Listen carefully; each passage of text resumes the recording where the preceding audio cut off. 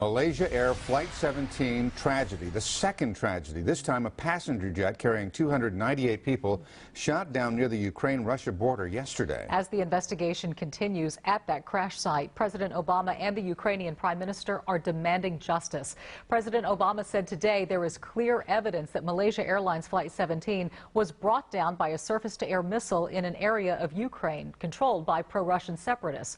The FBI and the National Transportation Safety Board are sending experts to now assist in that investigation. And it most certainly won't be easy. The crash site spans more than 10 miles and is controlled by rebels who may have blown up that plane.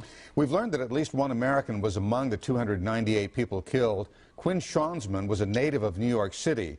A Dutch student, Carl Keitzer, graduated from Indiana University, was also on board. We have Samantha Patashkin covering the story for you tonight. She is live at a clinic near downtown where a moment of silence was held today for those victims. Samantha?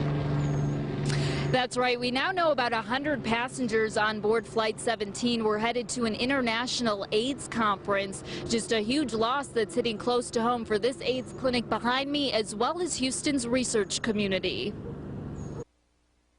We will have a moment of silence. At exactly noon, a call for silence at the Thomas Street Health Center. It hurts because we really need someone to help us to figure out what's going on, to help the other people out here in the world to get well.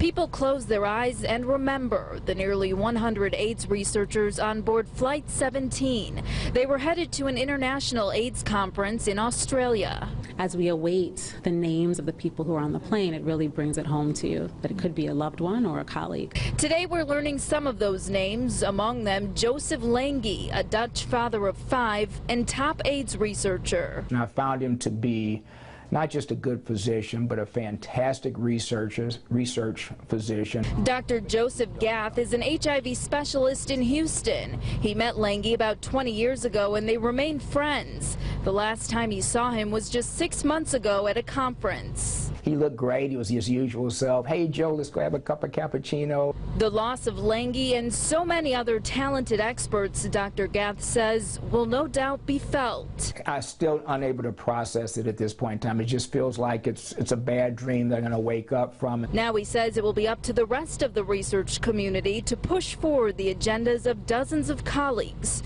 taken too soon. And according to its website, that AIDS conference will go on as planned, but it will include opportunities to remember those on board Flight 17. We're live from near downtown. Samantha Patashkin, KPRC Local 2. Thank you, Samantha.